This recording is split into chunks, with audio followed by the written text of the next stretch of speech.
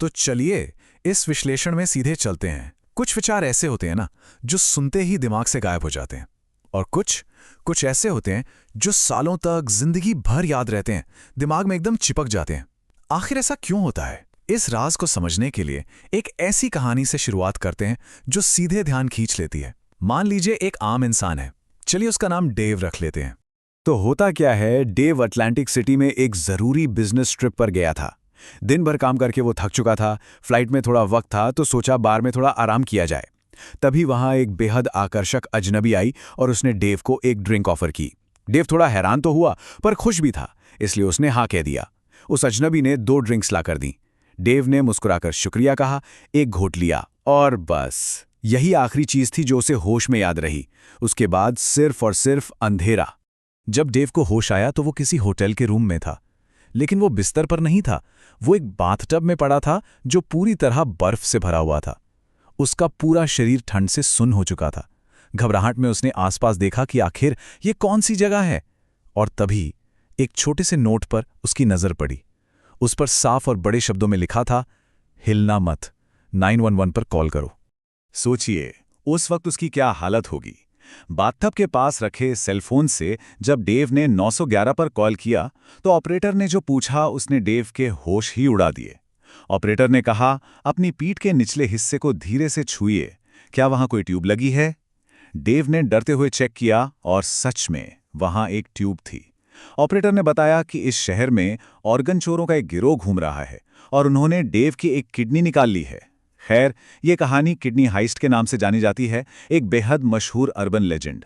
ये एक ऐसी कहानी है जिसे एक बार सुनने के बाद कोई भूल नहीं सकता, और इसमें लोगों का बर्ताव बदलने की इतनी ताकत है कि कोई भी इस कहानी को सुनने के बाद किसी अजनबी से ड्रिंक लेने से पहले 100 बार सोचेगा।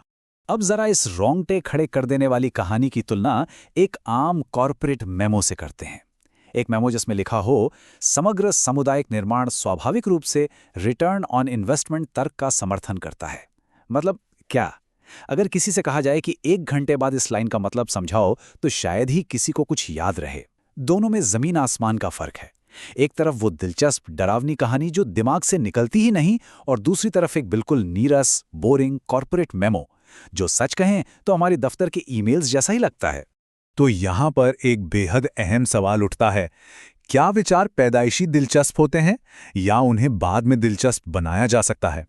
क्या कुछ आइडियाज सिर्फ इसीलिए याद रहते हैं क्योंकि उनका टॉपिक ही मजेदार होता है, जैसे ऑर्गन चोरी, और बाकी भुला दिए जाते हैं क्योंकि उनकी बातें नेचुरली बोरिंग होती हैं?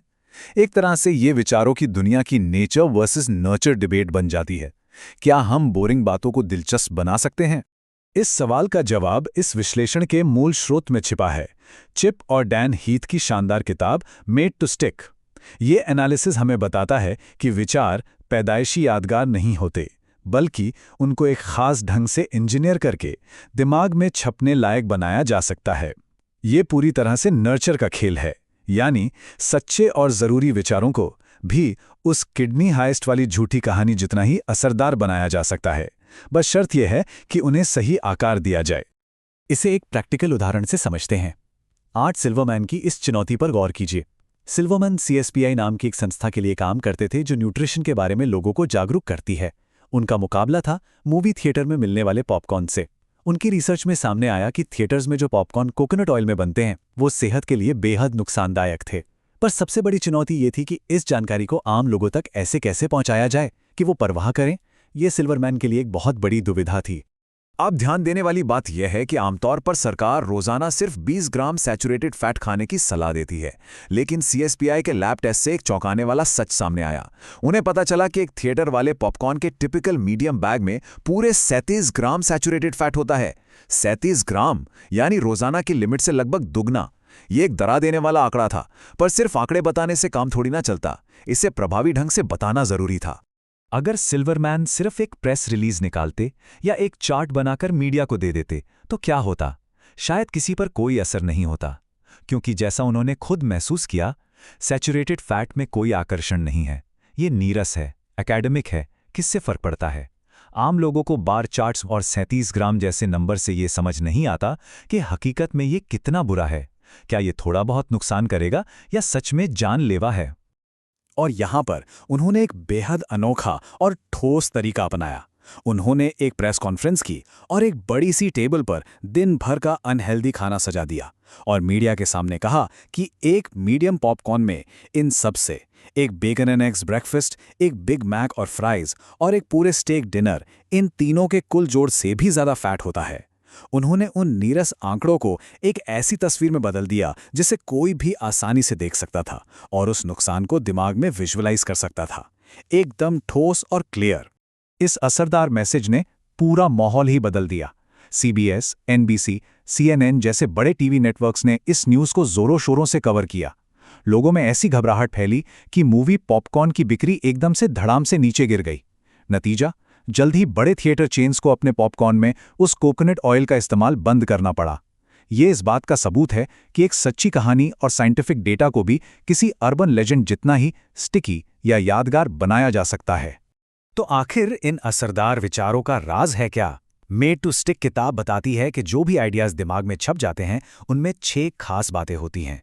ये हैं सिंपल या सरल, जहां कोर मैसेज एकदम क्लियर हो। अनएक्सपेक्टेड, यानी कुछ ऐसा जो लोगों के सोचने का ढंग तोड़ दे।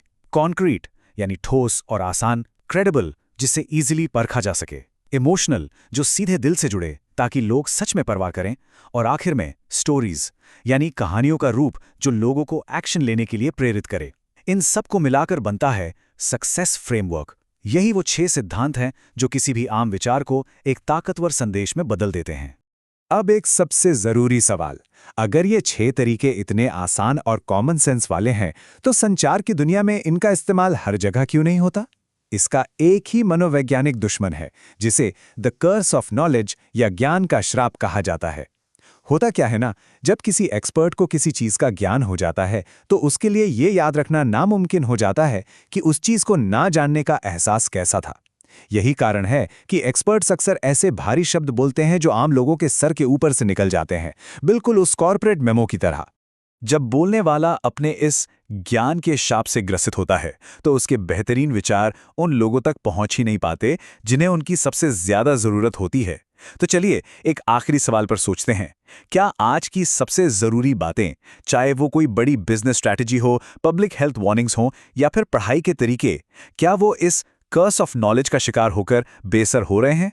सोचकर देखिए, अगर हम इन 6 सक्सेस सिद्धांतों का इस्तेमाल करें तो हम कितनी आसानी से अपने जरूरी विचारों को लोगों के दिमाग में हमेशा के लिए चिपका सकते हैं। एक छोटा सा बदलाव और शायद आपका विचार दुनिया बदल दे।